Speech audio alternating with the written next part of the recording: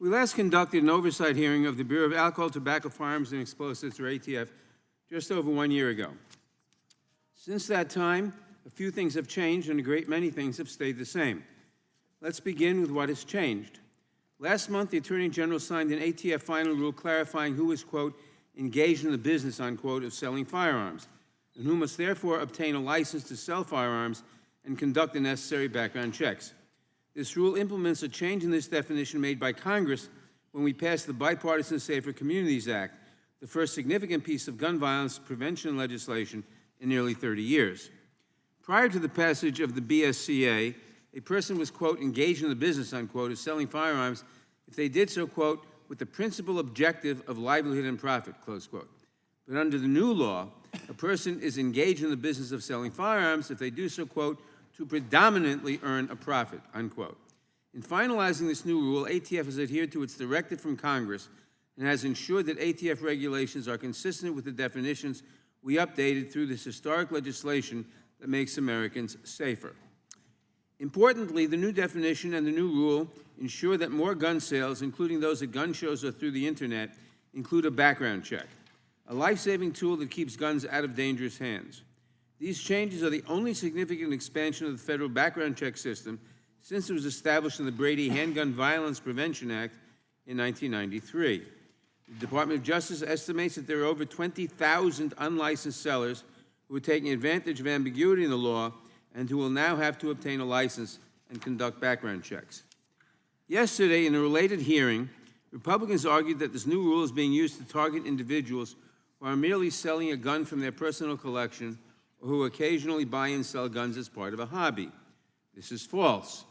The rule, quote, expressly recognizes that individuals who purchase firearms for the enhancement of a personal collection or a legitimate lobby are permitted by the Gun Control Act to occasionally buy and sell firearms for those purposes or occasionally resell to a licensee or to a family member for lawful purposes without the need to obtain a license, close quote.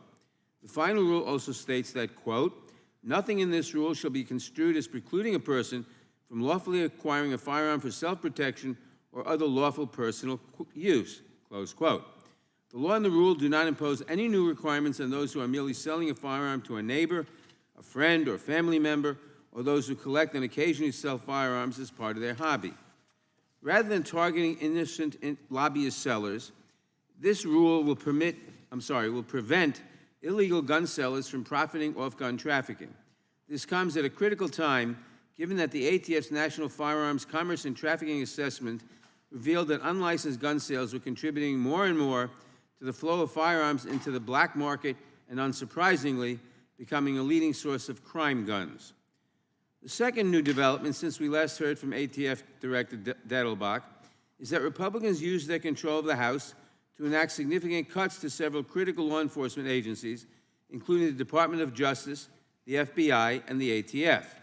We knew this was coming because Republicans have been forthright in their determination to defund, intimidate, and hamstring the agency so that it can no longer effectively do its job and protect Americans from violent crime.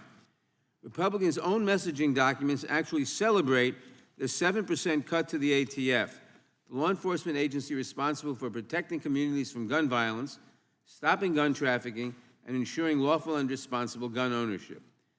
This brings me to what is still as true today as it was over a year ago when we last conducted an oversight hearing of the ATF.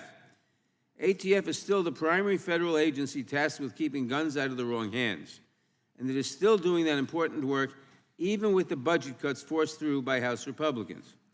ATF is still providing vital resources that help state and local law enforcement solve crimes and prevent gun violence.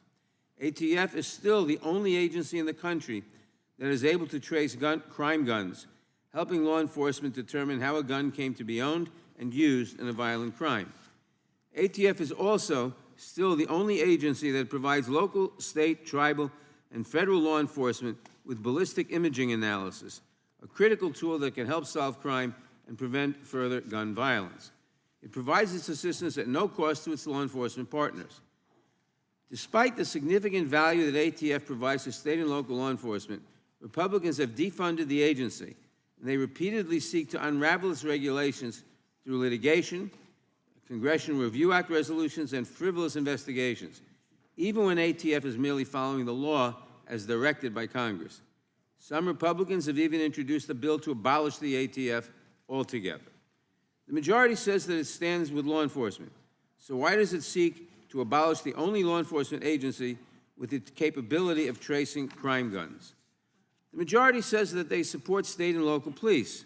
So why do they attempt to starve the agency that provides state and local police officers with so many critical resources for solving crime, including homicides, gun trafficking, and organized crime? And why do they oppose common sense protections like background checks and red flag laws favored by state and local police agencies nationwide?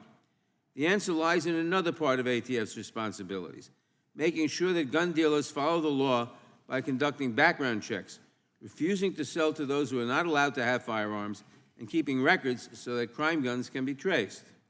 The overwhelming majority of gun sellers have no problem following these laws, but when gun dealers willfully refuse to follow them, it is ATF's responsibility to revoke their license to sell.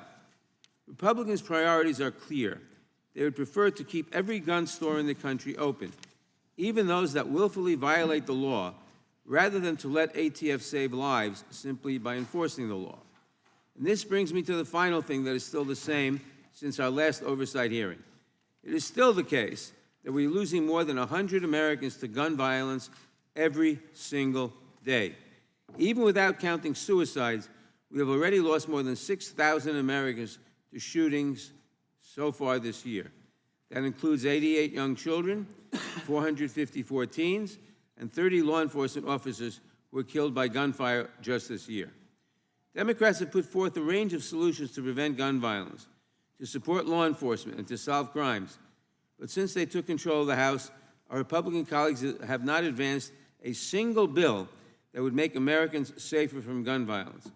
Instead, they have continued to push for unfettered access to assault weapons, concealable rifles, and ghost guns, and to abolish the very agency tasked with preventing gun crimes.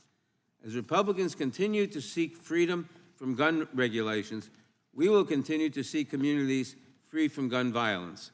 Director Dettelbach, thank you for appearing here today to talk about the important work that the ATF does to keep Americans safe.